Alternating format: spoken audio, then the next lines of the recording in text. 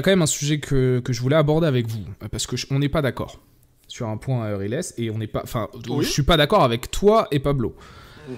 Erling Haaland, je conteste pas l'information. Évidemment que voilà, nous on en a déjà parlé, t'en as parlé. Si Vini s'en va, parce que c'est Vini le plus probable de partir et pas Kylian Mbappé, le Norvégien serait le bienvenu dans la capitale espagnole.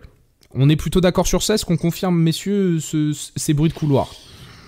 Moi, je te dis que ça va. C'est Pablo oui, qui ça est va se très faire, bien ça renseigné sort. sur Haaland, plus que moi. Hein. Moi, Haaland, c'est une envie.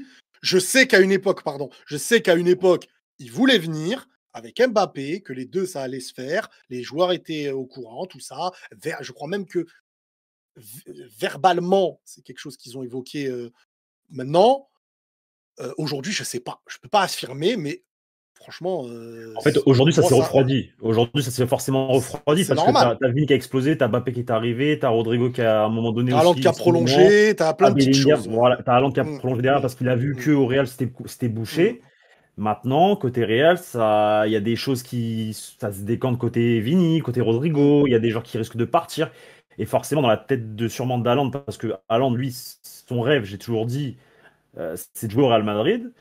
Ça part pas, ça. Donc, t'as beau avoir prolongé jusqu'en 2034 avec City, je le maintiens. Il y a une clause dans le contrat de Erling Haaland, et cette clause, tu peux la péter. Enfin, voilà, c'est à partir du moment où il y a une clause, il y a une clause.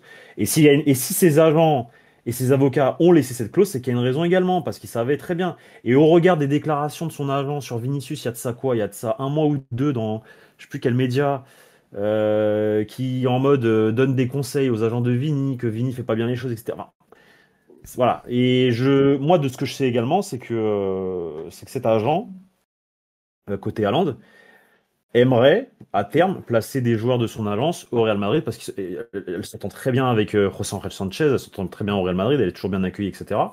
Et elle a notamment aussi avec elle, dans son agence, le petit jeune Mexicain. Là, il y a pas mal de rumeurs qui ressortent depuis maintenant un mois sur le Mexicain, le milieu de terrain, le crack, je sais pas quoi, je l'ai jamais vu jouer, mais apparemment c'est un crack. Et c'est elle qui fait filtrer que oui, le Real est intéressé, etc., etc., tu vois. Elle en parle même dans la presse normalement. Donc moi, le dossier Haaland, s'il finit part, la porte est ouverte. Et l'agent, elle sait. L'agent, elle sait. Et le club, le président, toi-même, tu sais, Viriles, tu le sais très bien, il le voulait aussi. Donc ça n'a pas bougé. Ça n'a pas bougé. Donc, Non, clairement. Maintenant, moi, Victor, juste j'ai une question par rapport à ça à te poser. Après, tu peux rebondir, mais de toute manière, ça va être lié. Tu préfères Vini Bappé ou Haaland Bappé au Real Madrid aujourd'hui? Je préfère Vini Haaland.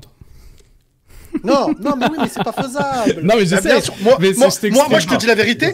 Moi aussi, je préfère Vini Haaland aujourd'hui. Je te le dis. C'est plus cohérent. C'est plus Bien cohérent. sûr. Vini, il se charge d'une chose, Haaland, il se charge d'une chose. Ça, on le sait très bien. Mais sur la question, Vini Bappé ou Haaland, mais non, parce que ça, c'est un autre débat. Vini Bappé ou Haaland Bappé aujourd'hui? Tu choisis quoi? Si je dois absolument choisir, je choisis Haaland Mbappé. Je choisis Haaland Mbappé. Pourquoi? Si je dois absolument choisir. Pour la simple et bonne raison que j'ai un espoir dans ma tête qui est qu'avec une attaque à deux Haaland Mbappé, on peut avoir une combinaison qui fonctionne mieux que deux joueurs qui vont s'empiéter sur le côté gauche en fait. Deux joueurs axial, ça me paraît plus fonctionnel que deux joueurs qui vont se bloquer sur le côté en fait. Donc j'ai dans mon esprit cet esprit de me dire que ce grand Golgoth norvégien peut libérer de l'espace pour Mbappé et peut être un peu plus complémentaire que ce qu'on a eu avec Vini. Enfin, Non, mais attends. Non, parce qu'on me met un gun sur la tempe, et je dois choisir. Enfin, tu comprends le football un peu là. Non, parce que regarde, attends, je vais te dire. Parce que là, on me met un temple sur la gun. Attends, j'ai mis, on me met. Non, mais je sais très bien ce qu'il va dire. Je sais très bien. Victor, là, après, il va rebondir maintenant, logiquement, en disant, mais maintenant, il y a d'autres choix qui peuvent se poser, qui vont être plus cohérents que soit Vini truc. Et je suis d'accord avec toi. Mais déjà, sur la base des deux, tu préfères, c'est-à-dire si soit. Et tu sais très bien que soit Vini restera et Haaland ne viendra pas, soit Vini partira et le Real se dirigera vers qui pour être avec Mbappé? Oui, mais c'est une connerie. Mais tu fais quoi? Tu fais quoi si Vini part? Tu fais quoi si Vini part? Olysée tous les jours. Olysée. Non, mais alors, je peux te faire plein de trucs. Déjà, regarde, je vais même te dire quelque chose. Attends, juste un truc, parce qu'on nous a quand même appelé. Faut que je retrouve le commentaire. T'es où? Le journal de Rock Nation, frère. Vous appelez le journal de Rock Nation, et ça, c'est la meilleure vanne du chat là. Bon. Elle est belle, elle est belle. Je le retrouve plus, bref. Et tu sais, en fait, moi, à mon sens, donc si on me met un gun sur la tempe, je préfère Haaland Mbappé que Vini Mbappé, parce que Vini Mbappé aussi, je le vois depuis 1 an et demi, et ça me sort par les yeux. Donc en même temps, tu vois, je peux pas être totalement. Si tu me dis, si j'avais jamais vu les deux, franchement, si j'avais jamais vu Vini et Mbappé jouer ensemble, et que tu mets juste sur la table, et ça n'a jamais existé, Vini et Mbappé ensemble au Real, pour moi, j'aurais presque pu te dire que Vini et Mbappé sur le papier me paraît presque plus complémentaire que Mbappé Haaland. Maintenant, une fois que j'ai vu ma réalité, elle est différente. Je viens de me taper 1 an et demi de Mbappé-Vini, j'ai plus envie de voir ça. Et attends, juste pour bien rebondir, pour bien que tu puisses exprimer ta vision. En quoi Vini Mbappé c'est plus complémentaire que Haaland Mbappé? Parce que je me disais, ces deux profils-là, j'ai un aspect où je me dis, moi, quand Mbappé signe, je me dis, oh là là, le jeu de transition, Vini Mbappé, waouh, incroyable. Vraiment, je me dis, sous Carlo Ancelotti, ce jeu de transition. Oui, moi aussi, je l'ai cette vision. Oh là, pardon. On peut tuer beaucoup de monde. Donc en fait, moi, je suis dans cette idée-là. Maintenant, avec par exemple le football d'Ancelotti. De Alonso, pardon, Haaland Mbappé, je préfère sur le papier. Si je pouvais avoir que un des deux une fois de plus, je serais beaucoup plus serein et heureux. Mbappé, Haaland, ce sont deux joueurs, je pense pas que c'est compatible, je pense qu'on déplace le problème juste autre part. Par contre, t'as une menace aérienne, c'est intéressante, notamment sur les centres, ça va quand même t'aider à diversifier ton attaque, beaucoup plus que Vini Mbappé. C'est le point positif d'avoir Haaland, c'est que ça diversifie quand même ton attaque. Ça, c'est clair et net. Par contre, sur la complémentarité entre les deux, bah moi, je vois pas en quoi Mbappé et Haaland peuvent être meilleurs dans la complémentarité que Vini Mbappé. Quand on voit les stats de pression, mais même de pression. Non, mais attends. Mbappé, il aime bien jouer avec un point de fixation, non? Non, mais déjà. C'est pas un point de fixation, Haaland. Mbappé... C'est pas un point de fixation, Haaland, mais c'est quoi? Non, c'est un genre de profondeur, Haaland. Non, mais il peut jouer point de fixation également. Bah, et il peut faire. Non, mais Haaland, ça reste un joueur de zone. Ça reste un joueur de zone quand même. C'est-à-dire qu'il connaît la zone. C'est un joueur de zone. Il a dit non. Il a dit, gros, c'est tout ou rien, frère. Non.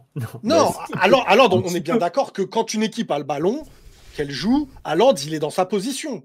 Quand l'équipe a le ballon, je te parle pas de quand vous êtes bas et vous devez partir et il cavale comme il le faisait à Dortmund. C'est un joueur aussi qui cavale partout. Ça, c'est une réalité aussi. Mais on est d'accord que t'as Mbappé, Haaland, genre, pour toi, c'est presque pas autant. Enfin, pour toi, c'est moins complémentaire, tu m'as dit, que Vini Mbappé. C'est parce que dans mon sens, Mbappé, le meilleur joueur de Mbappé, c'est en transition. Et je me dis Vini Mbappé en transition, trop bien, double menace, plus d'espace pour les deux.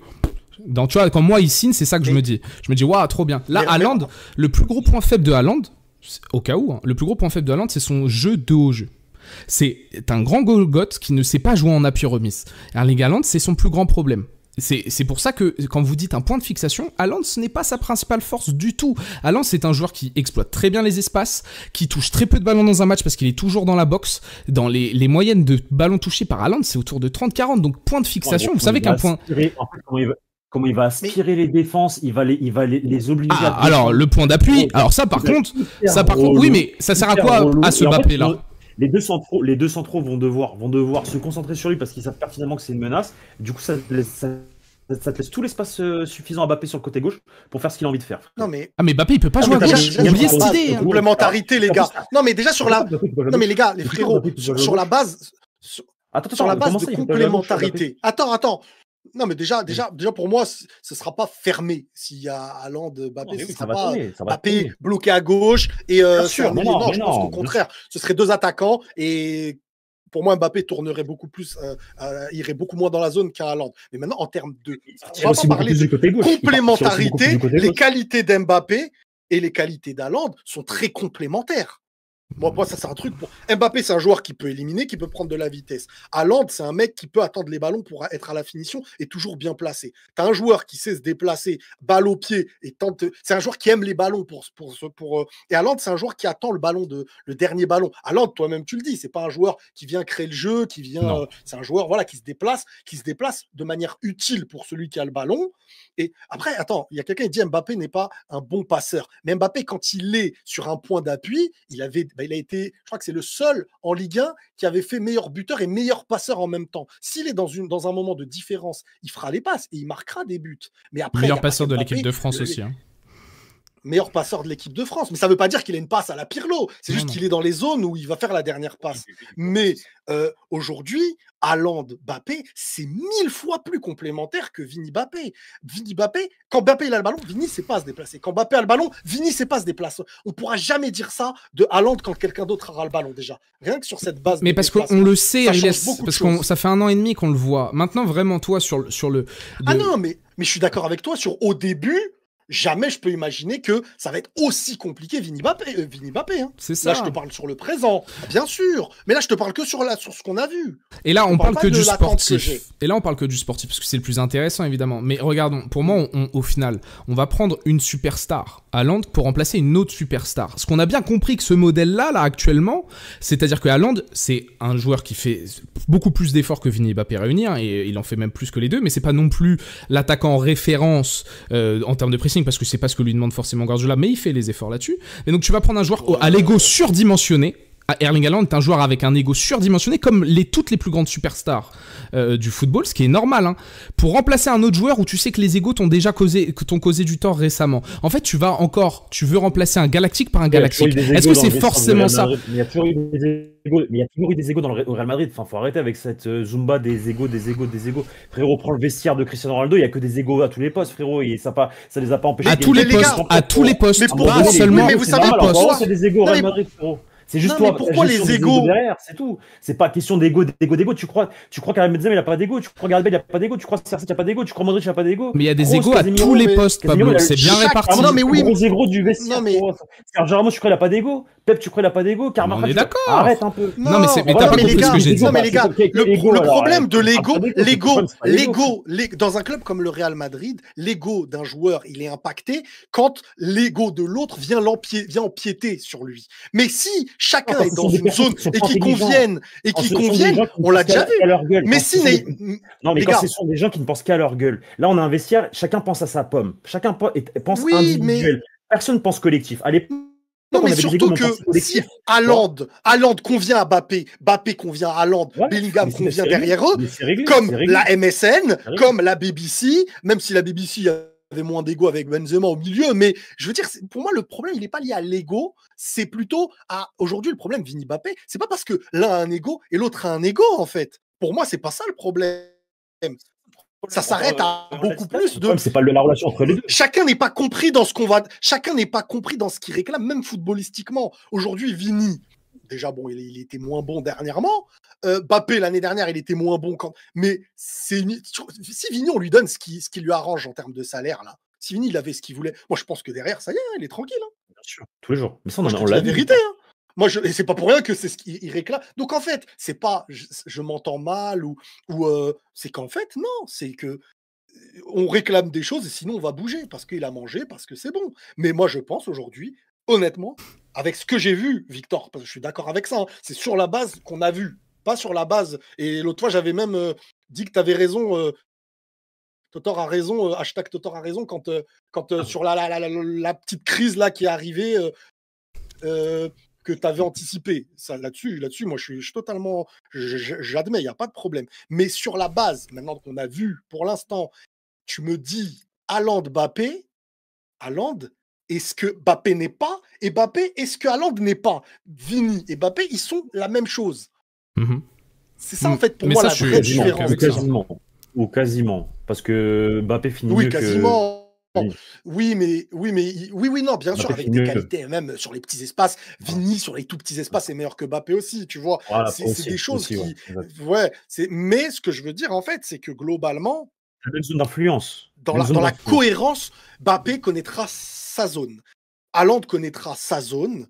Bellingham connaîtra sa zone. Mais par contre, stop. Après le reste, il faut que ça devienne des joueurs un milieu qui est là pour être au milieu. Là, ouais, je comprendrais, tu ramènes pas. Mais le Real a toute sa vie eu des stars. Et je veux dire, ils connaissent mieux que nous et ils ont continué d'en ramener. C'est pas parce qu'ils ont des stars aujourd'hui que pour moi ça devient problématique. C'est parce qu'il y a un problème tu renouvelles pas un Vini qui voudrait être renouvelé. Tu te retrouves dans un schéma où, oui, l'arrivée d'Mbappé et le timing, là on peut en débattre, hein, c'est vrai, hein. L'arrivée de Mbappé, son timing d'arrivée, quand Vini a éclos, quand il y avait... Je suis d'accord sur ça aujourd'hui, avec ce qu'on a vu. Ouais, si tu avais pris Haaland au lieu d'Mbappé, peut-être que ça aurait été 10 fois plus cohérent aujourd'hui. Je le remets pas en question, tout ça. Mais on prend pas Haaland parce qu'on attend Mbappé en 2022. Hein. Ça aussi, il faut le rappeler. Hein. Haaland décide d'aller à City parce qu'il attend le Real, il attend le Real, il attend le Real, il attend le Real. Et il dit City en avril parce qu'il doit te donner un choix. Parce que City m'a un ultimatum aussi. Et on aurait pu l'avoir aussi en 2022. C'est juste qu'on attend Mbappé, on attend Mbappé, on attend Mbappé, on attend Mbappé. Tu vois. Après, les gars, par contre, là où il faut être clair, c'est sûr que si tu ramènes Haaland, faut pas que tu lui donnes énormément moins que les autres. Voilà, ça, faut régaler. Hein. Faut régaler à la hauteur de Là-dessus, je suis d'accord. Là, ça peut créer des problèmes. Mais si la ligne de... Voilà, tu vas faire partir Rodrigo, Vinicius, logiquement, selon moi, il part. Tu perds Alaba, tu vas, à un moment donné... Pour moi, Haaland, dans l'idée d'avoir un joueur dans la zone, dans les plus grands matchs, sur corner, t'es dangereux, ton Alexander-Arnold prend en valeur sur ses capacités, tu commences à mettre de la cohérence. Maintenant, si c'est pas Haaland, peut-être que tu peux aussi, et ça je te rejoins peut-être, tu peux peut-être aussi te faciliter un peu plus, avec peut-être moins de talent, mais peut-être plus de nos leaders, ça reste nos leaders, ça y est, enfin nos leaders, nos individualités sont mises et on travaille autour. C'est un autre truc qui peut aussi fonctionner, peut-être mieux même. Hein. Là-dessus, mais moi, quand j'entends les gens aujourd'hui dire « Non mais Haaland Mbappé, mais c'est impossible, on n'est pas sur FIFA », moi j'ai du mal avec ça, les gars. Franchement, moi j'ai du mal avec ça. Mais c'est qu'en fait, tu changes pas de la méta qui marche pas. Je parlais un peu en termes nerd, mais t'as une méta de 2 stars devant qui... En fait, parce que quand on parle des égos au Real Madrid, on est bien d'accord que le vestiaire du Real Madrid, c'est un vestiaire de stars en permanence, peu importe les générations. Mais c'est un vestiaire équilibré. Les vestiaires du Real Madrid qui ont fonctionné, ce sont des vestiaires équilibrés. C'est-à-dire que les égos et les qualités sont à tous les étages. Là, on a très clairement 2 superstars du football mondial, même si l'un est plus que l'autre. Ça veut dire que tu vas remplacer une superstar par une autre superstar dans le même secteur que la superstar que tu as déjà. Ça veut dire que tu continues d'empiler les talents devant, sans forcément avoir après le recrutement au milieu de terrain, parce que moi, Erling Haaland, je veux bien, mais il va falloir recruter au milieu aussi, surtout encore plus si t'es Erling Haaland. Mais t'empiles les égos en attaque, tu continues sur cette méta qui ne fonctionne pas, parce que peu importe les salaires d'un tel ou d'un tel, il y a un moment donné où le nombre de buts, ils vont se les partager, ça se trouve sur le terrain ça peut bien marcher, mais j'ai encore une fois ce truc de on va être tout pour l'attaque, au terme d'ego aussi, tes stars c'est que les joueurs de devant, derrière c'est des profils où tu construis, c'est des profils où il n'y a pas, tu vois le vestiaire là qui me disait Pablo Cristiano, mais Ramos c'est l'ego, Kroos, Modric, à tous les étages t'as des joueurs avec des égos et à tous les étages t'as des joueurs qui sont sûrs de leur qualité. Si là on fait partir Vini pour faire venir Haaland, on se retape en fait la même chose, peu importe de comment c'est géré ou pas, on va juste se retaper 2 joueurs dans la même zone, que vous le vouliez ou non, parce que Mbappé à gauche en plus, moi je suis désolé, même si j'ai compris Relais que toi c'était plutôt de faire cohabiter les 2 devant, pourquoi pas, c'est plus déjà les 2 devant en 4-4-2 à plat ou 3-5-2, c'est plus compatible que Vini Mbappé, on est bien d'accord. Sur le terrain, ça au moins je vous rejoins sur ça. Mais tu remplaces, tu changes pas ta dynamique en fait. Tu remplaces une star pour remettre une autre star. Ça on se mange un mur, on s'est mangé un mur avec les Galactiques. Bah si, parce que tu remets un ego contre un autre ego. Parce que Vini il a les qualités pour être au Real ou pas. Mais ça s'arrête pas qu'à ça en fait. Moi ce que je comprends pas, c'est qu'on est que dans l'histoire. En fait c'est comme si maintenant c'est que l'histoire de ça. Mais quand tu ramènes Gareth Bale, Gareth Bale c'est un joueur qui t'avais Cristiano avec des qualités, tu ramènes un tireur de coups francs comme Cristiano, tu ramènes un mec qui a des qualités, à un moment donné, je vais pas dire pas loin de Cristiano, mais sur l'aspect de son côté à lui, en plus c'était un mec à gauche aussi de base à Tottenham, qui faisait des différences, qui marquait de loin, qui portait un peu son équipe à sa manière, qui faisait des différences sur le côté, avec un ego, on pouvait se dire purée, tu le ramènes à Cristiano, et pourtant Gareth Bale c'est pas le mec qui jouait que pour Cristiano. Quand il avait son occasion, il tentait sa frappe. Quand il avait son... À l'époque, tu ramènes ça, et c'est après, le Real, tu as des grands joueurs, et c'est sur le terrain que ça va se passer. Si ça se passe pas sur le terrain, les égos vont ressortir. Mais quand les égos ont bien existé, quand Bellingham, il est là l'année dernière, et qu'il prend toute la lumière de Vini sur le championnat, Vini, il n'y a pas d'histoire. Ça se passe bien. Pourtant, c'est des égos de vous, et tu as ramené un égo de fou. Si tu perds Vini, bah, tu ramènes un autre ego, comme quand on avait un avec Benzema, parce que Benzema, attention, Benzema, c'est le taulier et tout, mais les autres à côté se sont adaptés gentiment, ego ou pas ego. Quant à Cristiano, à un moment donné, moi je pars du principe où ramener Haaland, faut voir la cohérence sportive. Mais attention, parce que là, c'est le débat Haaland-Mbappé, cohérent ou pas cohérent. Ouais. Bien sûr que le Real, là, aujourd'hui, c'est pas je ramène Haaland, c'est la solution. Je pars pas de ce principe-là. Hein. Vraiment, le Real, là, il y a plein de choses à faire, il y a des priorités au milieu et tout. Mais si la réponse que tu me donnes, c'est un joueur d'ego, donc pour moi, il ne faut pas que ça s'arrête qu'à ça. Pour moi, c'est Mbappé, Haaland, ils ont de l'ego, et leur ego va être impacté parce que footballistiquement, ils ne trouveront pas leur place et ils vont se marcher dessus. Moi, je pense que footballistiquement, les deux joueurs, bon, ça c'est quelque chose qu'on sait, les deux joueurs ont déjà voulu jouer ensemble. Mbappé était Mbappé, Haaland était Haaland. Pourquoi ils voulaient jouer ensemble, les deux? Non, bah, à mon avis, c'est parce qu'ils ont envie de jouer avec les meilleurs aussi. Hein. Mais je crois que Vini et Mbappé voulaient jouer ensemble aussi. Hein. Ouais.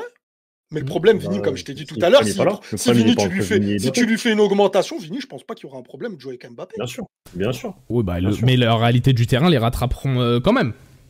Qu'on soit d'accord. Dans la cohérence footballistique. Oui. Mais pas dans le fait qu'il veut pas jouer avec Mbappé. Dans la cohérence footballistique, on sent que... Et parce que moi je m'arrête pas que au vestiaire, hein. Je m'arrête aussi sur le terrain. Tu vois bien que Vini, à des moments, il joue pour lui. Mbappé joue pour lui. Ce qui est normal, c'est leur jeu. En fait. C'est leur foot. Voilà, mais oui, mais sauf que en avoir deux comme ça, ou trois, parce qu'on peut même compter Bellingham. Moi, contre le Rayo, je l'ai pointé du doigt cette séquence. En 5 minutes, au début de la deuxième période, Vini prend le ballon tout seul, dribble 3 joueurs, se fait intercepter dans la surface. Mbappé, 2 minutes après, prend le ballon tout seul, dribble 2 joueurs dans la surface, se fait intercepter dans la surface. Bellingham, 2 minutes après, fait exactement la même chose. Et ça se répète. Donc, c'est là aussi quand je parle d'ego un peu. Ça rentre aussi sur le terrain. Pour moi, c'est l'instant. Non, pour moi, c'est... Il y a toujours eu des c'est pas une histoire d'égo, ça. Ça, pour moi, quand chacun fait son action solo, pour moi, les gars, c'est pas une action. Juste que l'équipe tourne mal. C'est que l'équipe est en difficulté et chacun veut jouer avec ses qualités parce que le collectif ne fonctionne pas. Vini, il se dit, je vais faire la diff. Mbappé, il se dit, je vais faire la diff. Mais pas parce que je vais faire la diff, je suis meilleur que tout le monde parce que j'ai mon ego. Non. C'est dans le sens, c'est pas dans le sens de l'ego pour moi, c'est parce que stratégiquement, ça marchait plus. Et qu'est-ce qui se passe quand stratégiquement ça passe plus? Tu dis, bon, je vais tenter, mais c'est aussi pour gagner. Mais tu sais là où c'est de l'ego, Riles? Tu sais où c'est de l'ego? C'est pas sur celui qui tente, c'est sur les deux autres qui regardent. C'est sur les deux autres qui regardent et qui n'accompagnent pas l'action.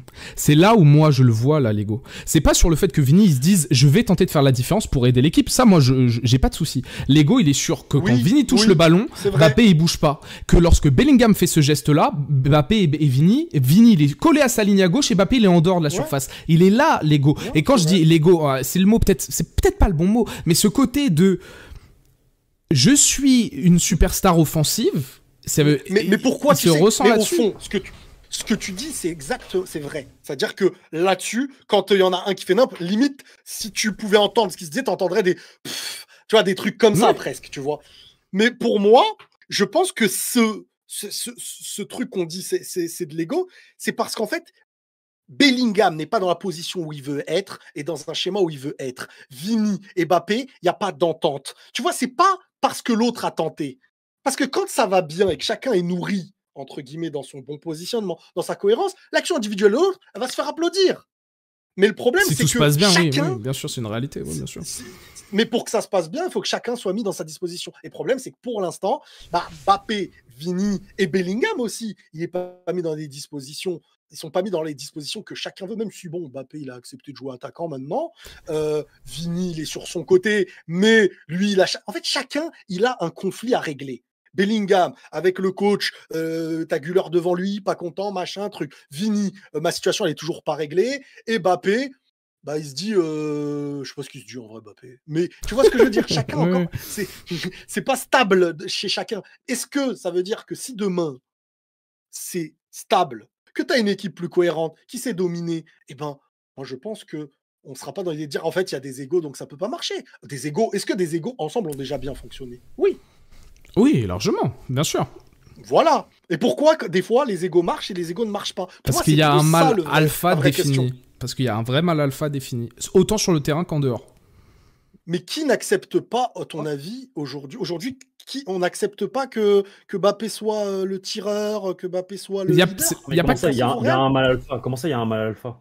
Bah, Cristiano Ronaldo, c'est le mal alpha de cette équipe offensivement. Avec Ramos qui gère le truc. Le mal alpha. Oui, c'est ça que je te dis. Et t'avais la cohabitation. Oui, mais Ramos, zone défensive, Ronaldo, zone offensive. Également. Ça peut cohabiter ensemble. Oui, mais parce que là, on a deux coqs dans la même zone. C'est ça que je dis qui est compliqué à gérer tactiquement.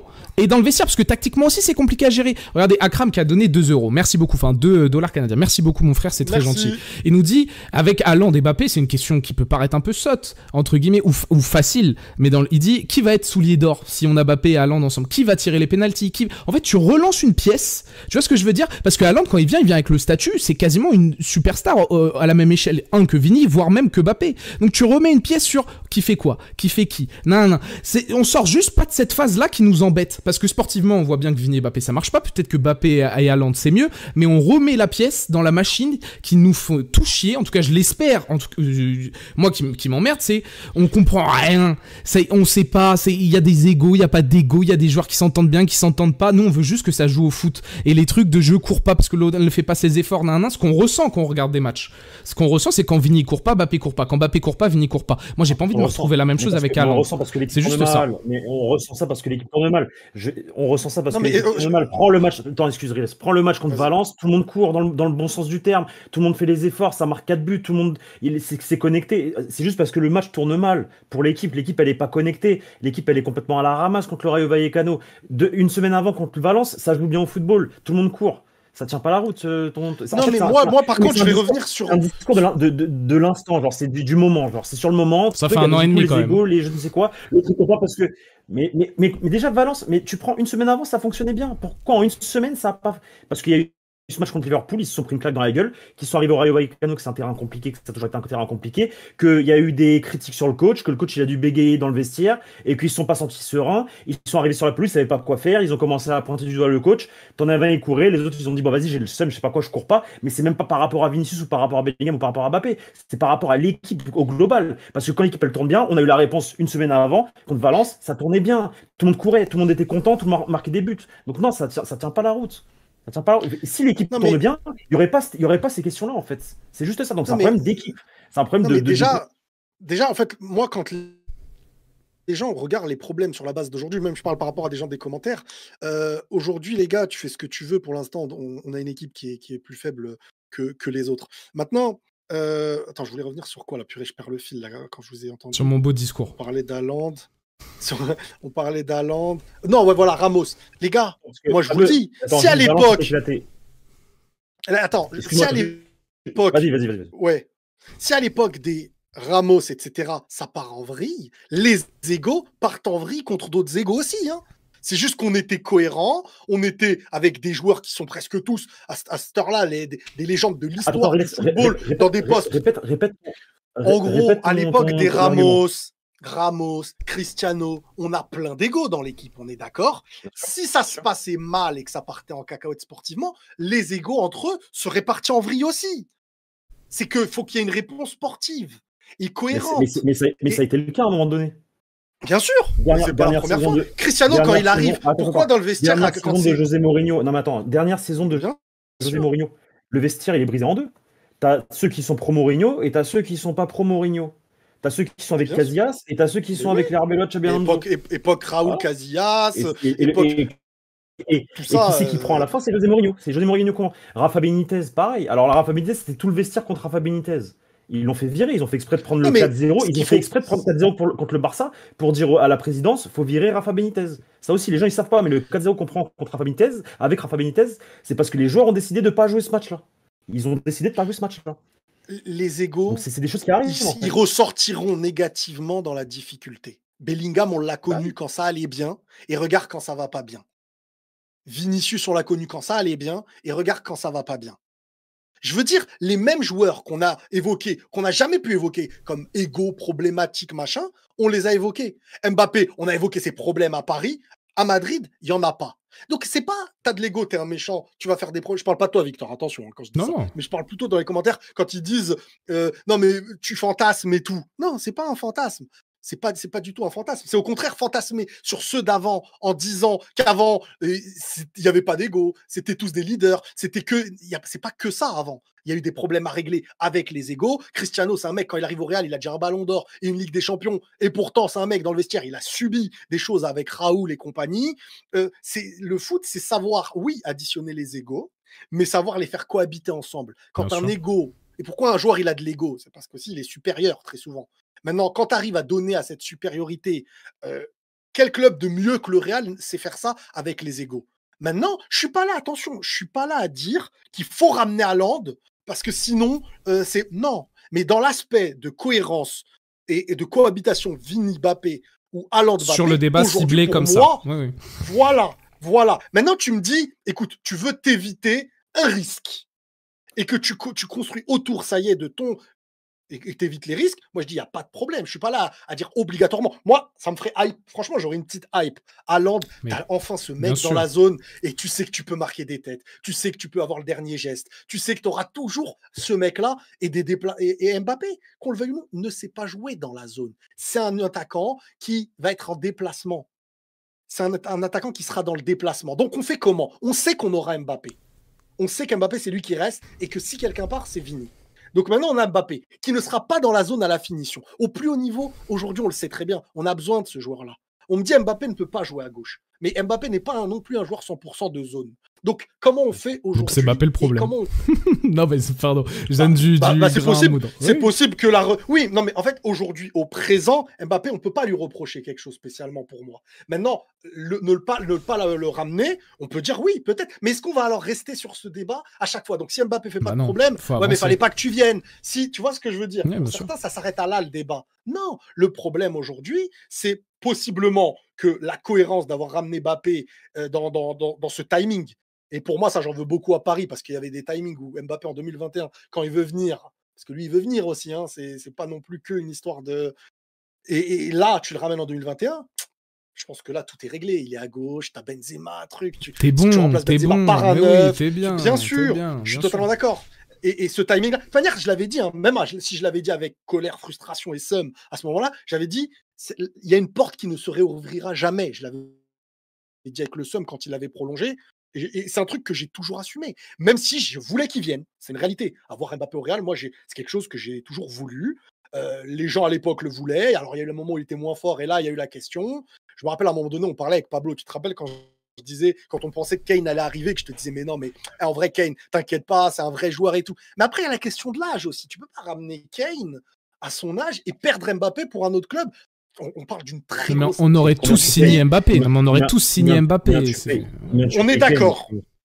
On est d'accord. Maintenant, Mbappé, on en parle. Moi, je trouve qu'il ne faut pas non plus exagérer. On en parle comme si c'était le poids de je sais pas quoi. On va parler d'un mec qui va être élu meilleur buteur de l'histoire de Coupe du Monde. Il lui manque à sa carrière un ballon d'or et une Ligue des Champions, et il a une carrière exceptionnelle. Et ce n'est pas qu'une histoire de stats. Il a fait la première finale de Ligue des Champions avec Paris, il a gagné une finale de Coupe du Monde, il a fait un triplé dans l'autre, il a failli faire la performance d'une finale, il a battu à lui tout seul presque le Real au match aller sur son but, le retour il te fait un match exceptionnel, le Barça il les a éteints chez eux, c'est un mec qui a tapé le Bayern, Des fois, moi, quand on parle du Real, c'est pour ça que j'aime bien revenir un peu, parce que les gens répètent ce qu'ils entendent. Il y a des réalités aussi qu'il faut assumer. Ça reste un joueur de ouf, et il est dans des phases où le timing de son arrivée au Real peut se poser comme question. Et sur ça, je suis d'accord. Maintenant, il est là. Il fait pas de problème. Il a des stats à la Cristiano Ronaldo. Si on dit, ouais, problème Mbappé, alors le mec, en fait, ne doit plus exister pour ne plus être un problème. Tu vois ce que je veux dire? C'est ça. Il centralise tellement l'attention aussi que forcément. Et tactiquement, oui. il amène des problèmes au coach. Maintenant, il amène pas des problèmes au Real, mais il amène des problèmes au coach. Et comment tu fais pour les régler? Parce que t'as pas de quoi alimenter. C'est ça. C'est ce qui se passe à côté, c'est ce qui se passe autour. Parce que il pose des problèmes à l'instant T avec cet effectif-là. Ça sera peut-être différent avec un autre effectif. Mais pour finir, et excusez-moi messieurs, je suis impoli, je me garde le dernier mot. À mon sens, si t'amènes Haaland, tu ramènes un autre problème. Tu vois ce que je veux dire? Tu t'enlèves un problème pour ramener un caillou qui peut peut-être se transformer en diamant, ce beau caillou dans ta chaussure, mais qui peut continuer à te gratter sous la semelle. Tu vois ce que je veux dire? Donc c'est là où je me dis, il y a peut-être des solutions différentes.